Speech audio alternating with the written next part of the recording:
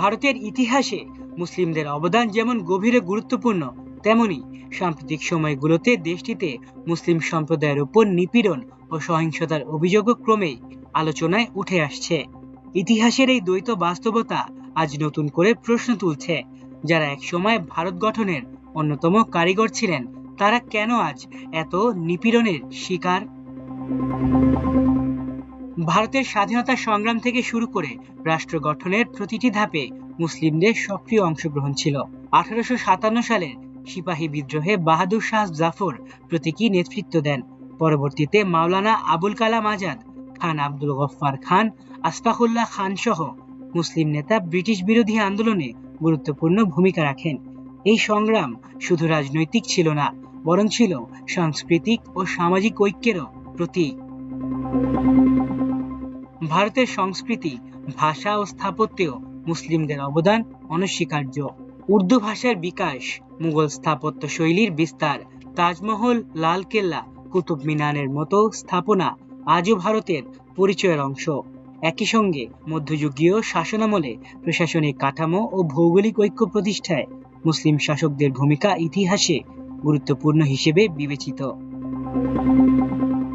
তবে স্বাধীনতার পর থেকে সময়ের সঙ্গে সঙ্গে সাম্প্রদায়িক উত্তেজনা ও সহিংসতার ঘটনা ঘটেছে, যার মধ্যে মুসলিম সম্প্রদায় বহুবার ক্ষতিগ্রস্ত হয়েছে বলে বিভিন্ন মানবাধিকার সংস্থা ও বিশ্লেষকদের পর্যবেক্ষণে উঠে এসেছে।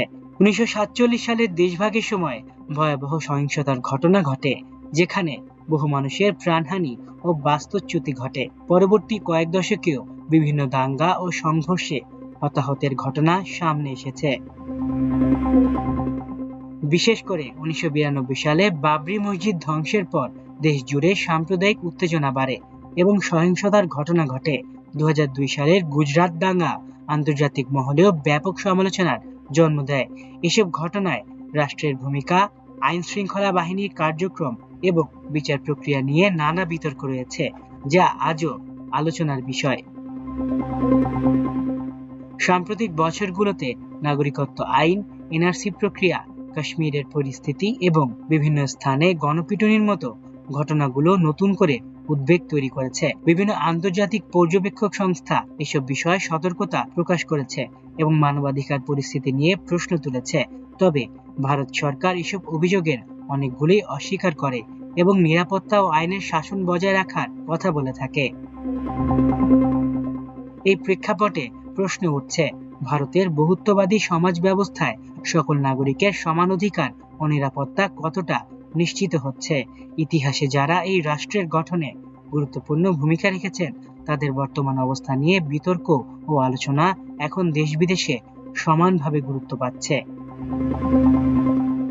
ভারতের ক্ষমতাসীন ভারতীয় জনতা পার্টি বা বিজেপিকে ঘিরে সমালোচকদের একটি বড় অংশ মনে করে তাদের হিন্দুত্ববাদী রাজনৈতিক দর্শন দেশটির মুসলিমদের মধ্যে নিরাপত্তাহীনতার অনুভূতি বাড়িয়েছে।